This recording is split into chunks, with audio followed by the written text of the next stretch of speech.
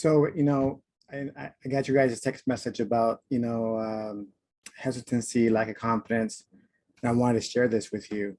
So, hesitancy and lack of confidence, for me, it really is a symptom of failing to see the pattern, failing to see pattern recognition. Basketball, like life, is just patterns, recognizing the pattern, and then taking the appropriate action. Lack of confidence and hesitancy really impacts your playing time and the way you play. And I know that you've mentioned in the past that, these players kind of ball hog, they try to go one-on-one and so forth. But what a coach wants to see more than anything else is a player to make a decision and go at it 100%, even if that's a mistake. I'd rather a player make a decision and go full out than be hesitant about the decision, even if he didn't make a mistake. So I'll give you an example. If I catch the ball and go at and try to score, even if I'm double teamed, okay, he made a decision, he went 100%. I could work with that, as opposed to a player that catches it, doesn't know what to do with the ball, maybe passes it away to his teammate. He may not have made a mistake, but you probably missed an opportunity because you were hesitant. You probably missed an opportunity because you didn't recognize the pattern. You could have shot it, you could have dribbled to the basket, you could have made a faster pass to your teammate. When you hesitate on offense, the defense resets, and now it's harder to score or do anything. And on defense, if you hesitate, the offense that's a good offense will take advantage of that and probably make a basket or create a play. So let's talk about really why we have a hesitancy and a confidence issue, right? I got three things for you. Number one is most players don't feel they're in the play until they catch the ball. And so off-ball engagement is a poorly taught skill. Most players don't have it, which means that if they're not in the play, the ball's not in their hands, they don't think they're in the play. They're not really trying to recognize the pattern. And so when they catch it is when they start thinking, okay, what's the pattern? What are my options? And by that time, it's too late, unless you are super, quick and you are a great one-on-one player on offense, or you're a great one-on-one defender. Most of us need to get a cheat code, right, to recognize the pattern before we get the ball, but very few players do it. Off-ball engagement is huge. Secondly, pattern recognition. Pattern recognition is key to any sport, particularly basketball. You hear people say things like play chess, not checkers. Well, chess is all pattern recognition, right? There's only so many patterns, and chess is big on pattern recognition. You base your next move on the pattern that you recognize. You have to be able to recognize the patterns. And then three is limit your options once you recognize it, right? There's only so many things you can do once you recognize a pattern. You have to limit those so that you don't have an array of options. You have one or two that you can act on quickly. And that off-ball engagement, pattern recognition, limited options off those pattern recognition allows you to play fast and confident, right?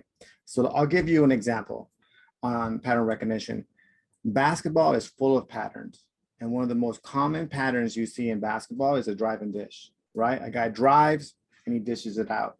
So let's talk about that pattern. The pattern is I drive, help comes, I dish it to my open teammate. That's the pattern. So if I'm a right-handed driver and you're on my right side and I drive towards the basket, right? Depending on where you are on the court relative to the drive, you're either going to drift up the baseline, the sideline, or you're going to drift down the sideline. That's it. And the better you recognize a pattern, the more you're going to drift in sync with the drive so that you're an option. So a guy drives to the basket and you're on his side, you should know right away there's a high potential you're going to get the ball because your man's going to help, you're going to be open. So you should be down and ready to receive the ball. You should be telling your player, hey, corner, or wing, so that he knows where you are at. You'll be amazed how many players do not recognize that pattern. That's very simple. When you should be ready to catch. And when you catch the ball, you only have a couple options. You're either going to catch and shoot it, you're going to catch and drive, or you're going to catch and pass it to an open teammate. Now let's talk about that pattern. First pattern is I drive, and the help comes over. Second pattern is I catch the ball. It depends on what the help does, right? If the help stays with the driver, that means I have a wide open look. If the help defense comes at me after he makes a pass, I attack the closeout, I drive to the basket.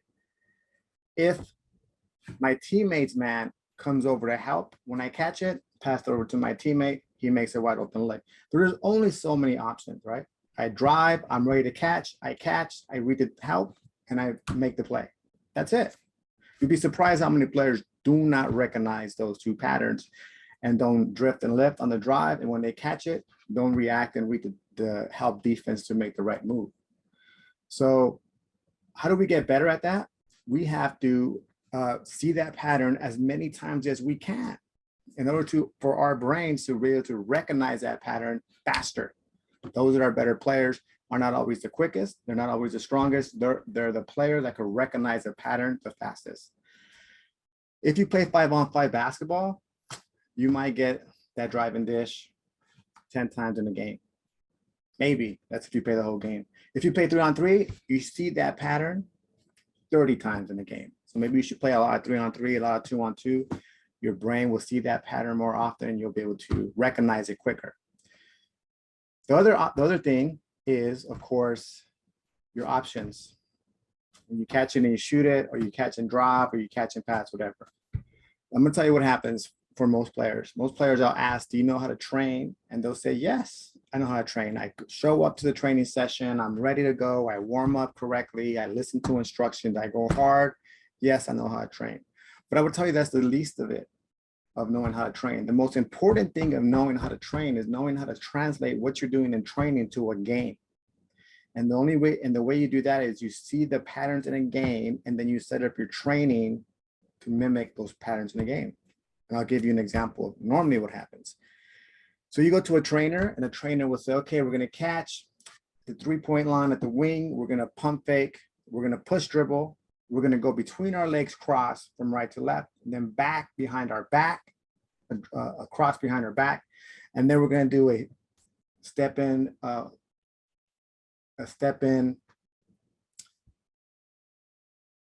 fadeaway, right?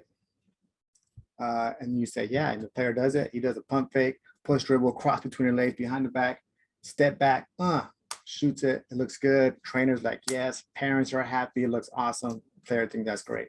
But let's really analyze what would have to happen in a game for you to use that.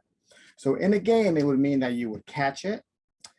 The guy was coming at you, so you pump faked, he jumped, you push forward to go past him, help defense came. And then you try to go around him or try to go by him by doing a cross between your legs. But you know what? He shifted over to your left side. So then you went back to your right behind your back. He kind of shifted. So you did a step back shot. Now I want you to ask yourself, how many times do you see that in the game? Really, in the game? Not much. Not much in the game. What normally is going to happen is you're going to pump fake. He's going to go by you. You're going to push dribble to the front. Help's going to come, and you're going to hit your teammates for an open basket. That's what's going to happen. Or help doesn't come, and you're going to pull up for a jumper. You're not going to do all this cross. That's not going to happen much in the game. I'm not saying it never happens. It's not going to happen much. For most people, what they need to work on is catch and shoot, catch, pump fake, one dribble, pull up. And they need to do that over and over again. If you watch my boys play, that's a lot of what they do is catch and shoot, catch, drive, pump fake, goes to the basket, or you'll see Eli try to drive and then pull up at the free throw line or elbows, because that's what we practice over and over again. So you have to practice what you're going to see in a game over and over, right? And you're not going to see this pump fake, guy goes by me, help comes, I try to go by him, oops, I don't go by him, I come back the other way, I step back. You're not going to see that. You're going to see he's going to drive, I'm going to catch, I'm going to shoot, he's going to drive, I'm going to catch, pump fake, one dribble, pull up, catch, pump fake, one dribble, hit the pass. That's it. You know, people don't practice the pass. So all you should be doing is catch, shoot, catch, pump fake, one dribble, pull up, over and over again. Practice, train on what you see in games. So 3 things. One is off-ball engagement. We're always involved in the play no matter what. 2 is pattern recognition. It's a little bit related to off-ball engagement. And 3 is practice and train what you see in games all the time. Stop. Like, I'd rather have my boys do one move, practice one move a million times than practice a million moves one time. So if you do go see a trainer, say, man, I'm just going to work on catch, shoot, catch, one dribble, pull-ups over and over again. And if you want to get even better at it, you go to the same spot. And then your brain is just, it's not, you don't have to think about it. There is no thinking because your brain is going, oh, pump fake, one dribble, pull-up. I'm going to do what I do in practice all the time. But if your practice deviates a lot, if there's a ton of variety in your training, I mean, you're just, it's going to be hard for you to really master those for game time situations. That's all. Those stories are like not real. Like those stories are real. Like I remember watching one game we were getting ready to play the Lakers, and I remember just, you know, I'm a Kobe fan. I'm watching him warm up, and he literally entire warm up, he did one shot. He was in the mid post. He just kept turning over the left shoulder over and over and over. So I go into the game like, okay, he about to turn over the left shoulder over and over, and I couldn't stop it. But like I just watched him by himself. They just kept giving him the ball for the entire 15, 20, however long you're out there. He kept doing the same thing over and over and over. And I was just amazed that, and then once the game started, I still couldn't stop it. And I knew what he was about to do over and over and over again, you know? And that's a part of his greatness, man.